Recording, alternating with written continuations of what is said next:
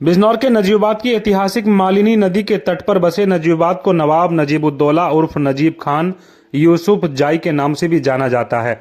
18वीं सदी में रोहिलखंड के मुगल साम्राज्य दुर्रानी साम्राज्य के प्रसिद्ध योद्धा नवाब नजीबुद्दौला ने वर्ष 1740 में नजीबाबाद को एक गुलदस्ते की तरह बसाया था, जहां सभी धर्म जाति के लोगों को अलग अलग स्थानों पर उनके नाम देकर मोहल्लों में बसाया था।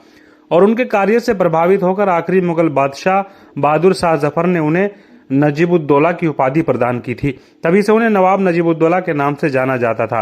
जबकि मुगल साम्राज्य के पतन के बाद नजीबाबाद में ऐतिहासिक महत्व के लिए महल सराय बसाया गया, जहां रानियां निवास करती थी। और वर्तमान में थाना नजीबाबाद के मुख्य द्वार से एक सुरंग जो कि पत्थरगढ़ किले पर जाकर समाप्त होती थी, वहां से रानियां घुड़सवार होकर किले में आया करती थी, जहां विशाल आकार का तालाब है। यहीं पर 1755 में भातु जाति के सुल्तान डाकू ने पत्थरगढ़ किले को अपनी शरण स्थली बनाया, जहां से देहरादून, मसूरी, नैनीताल आने वाले रास्ते से अंग्रेजों को लूटने का काम किया। वह अंग्रेजों का सरमाएदारों को लूटकर गरीबों को पैसा बांटता था, इसलिए वो गरीबों का मसीहा बन गया था। और नजीबाबाद के पास जालपुर सियासत हल्दानी आड़ी में बड़ी डकैती डाली, और यह डकैती पहले चिट्ठी भेजकर डाली गई थी। वहीं रेल को भी लूटा, लेकिन लूटकर गरीबों को बांटता फिरता रहा। इसी बीच अंग्रेजों ने सुल्ताना डाकू को पकड़ने के लिए बड़ी मशक्कत की, लेकिन पकड़ में नहीं आया तो हार कर एक गरीब महिला को लालच देकर कहा कि वह अपने मासूम बच्चों के साथ जंगल के रास्ते पर बैठ जाए।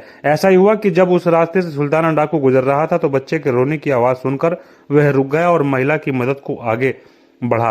तभी घात लगाए बैठे अंग्रेजों ने उन्हें गिरफ्तार कर लिया और नैनीताल जेल में बंद कर दिया। और 24 दिसंबर 1923 को सुल्ताना डाकू की गिरफ्तारी की खबर जंगल के आग की तरफ फैल गई और गरीबों को में मातम छा गया, जबकि सरमाएदारों ने जश्न मनाया। और 8 जून 1924 को नैनीताल में फांसी की सजा सुनाई गई। नजीबाबाद की ऐतिहासिक महत्व की भव्य इमारतें आज भी मौजूद है और अपनी दुर्दशा पर आंसू बहा रही है। जबकि ऐतिहासिक पौराणिक महत्व की इमारतों को संरक्षण किया जाए तो नजीबाबाद विश्व पटल पर पर्यटक स्थल बन सकता है और राजस्व को बढ़ावा देने के लिए लाभकारी सिद्ध हो सकता है।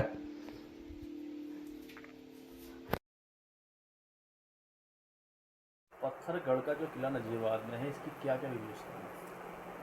पत्थरगढ़ का किला रुहेला नवाब नजीबुद्दौला ने आकर के नजीबाबाद को बसाया था।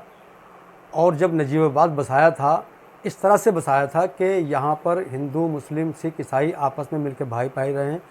और नजीबाबाद बसाने के बाद उन्होंने मालिनी नदी के तट पर एक मोहल्ला महलसराय बसाया था, जहाँ उनकी रानियाँ रहती थी। और उनकी रानियाँ वहीं से घुड़सवारी कर करके सुरंग के रास्ते पत्थरगढ़ किले में जाती थी और वहाँ जाकर स्नान कर करके वापसी महलसराय आती थी। उसके बाद 1755 में एक टाइम ये आया कि भातु जाति का एक डाकू था सुल्ताना, जो मुरादाबाद के पास गांव का रहने वाला था।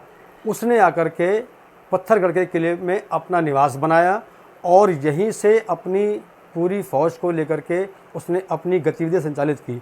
सुल्तान डाकू का नजीबाबाद पत्थरगढ़ किले में बनाने का मकसद ये था कि वो अंग्रेज़ों को लूटता था और अंग्रेज़ नजीबाबाद के रास्ते से मसूरी और नैनीताल, इस रास्ते से उनकी आवाजाही होती थी, उनको लूटने का काम करता था। इसी के साथ जितने भी उसका जो क्षेत्र था वो सहारनपुर से लेकर के गोंडा, बस्ती और ये पूरा पूर्वांचल और उत्तर प्रदेश, अविभाजित उत्तर प्रदेश, यहाँ जितने भी सरमायादार पूंजीपति थे उनको लूट करके वो गरीबों में पैसा बांटता था।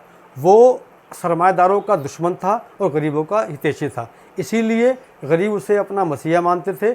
और उसकी जो मौत हुई वो भी अंग्रेज़ों ने बहुत चाणक्य नीति अपनाई, लेकिन उसको गिरफ्तार नहीं कर सके। आखिरकार अंग्रेज़ों ने एक जंगल में एक महिला को रिश्वत दे करके उसके गोद में बच्चा डाल करके कहा कि आप यहाँ बैठ जाओ। सुल्तान डाकू वहाँ से निकल रहा था, बच्चे के रोने की आवाज़ आई। रोने की आवाज़ सुनकर सुल्तान डाकू रुका। रुकने के बाद उस महिला से पूछा कि आप जंगल में क्यों बैठी हो अकेली? उन्होंने कहा कि मेरा बच्चा भूख से परेशान है। इसी ममता में आकर के घात लगाए बैठे अंग्रेज़ों ने उसको गिरफ़्तार किया और गिरफ़्तार करने के बाद उसको नैनीताल जेल में ले जाकर डाल दिया। नैनीताल जेल में लंबी सुनवाई के बाद उसको नैनीताल कोर्ट ने फांसी की सज़ा दी थी। और उसके बाद सुल्ताना डाकू का इतना प्रचार प्रसार हुआ कि उसके नाम से फ़िल्म भी बनी और आज भी उसके नाम से पूर्वांचल में और पश्चिमांचल में लोग सांग, नुक्कड़ नाटक, नौटंकियाँ करते हैं। जिस तरह इसकी जर्जर अवस्था है किले की, क्या कहना चाहेंगे इस पर? किला जो है पुरातत्व विभाग के कब्ज़े में है।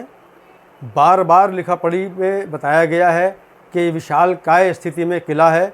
अगर इस पत्थरगढ़ के किले को, जो ऐतिहासिक पौराणिक धरोहर है नजीबाबाद की, और विश्व पटल पर यह किला जाना जाता है, अगर पुरातत्व विभाग, centre government, UP government, Uttarakhand government मिलकर के अगर प्रयास करे तो पत्थरगढ़ का किले से इतना बड़ा रेवेन्यू मिल सकता है कि गवर्नमेंट को रेवेन्यू मिलेगा, विश्व पटल पर इसका नाम होगा और दूर दराज से पर्यटक यहाँ देखने के लिए आएंगे। चूँकि इतना बड़ा किला है कि उसकी दीवारें इतनी विशालकाय हैं कि 2 ट्रक एक साथ आ जा सकते हैं। वहाँ पे एक तालाब है, कुंड बना हुआ है, वो उसकी भी अपना एक इतिहास है। और वहाँ की जो 4 दीवारियाँ हैं, जो किले हैं, वो अपने आप में इतिहास का महत्व रखते हैं। इसलिए सेंट्रल गवर्नमेंट को, यूपी गवर्नमेंट को, उत्तराखंड गवर्नमेंट को चाहिए कि तत्काल प्रभाव से वहाँ का सर्वे करा करके रेवेन्यू बढ़ाने का काम करें और पर्यटन स्थल पर किले का नाम लाने का काम करें।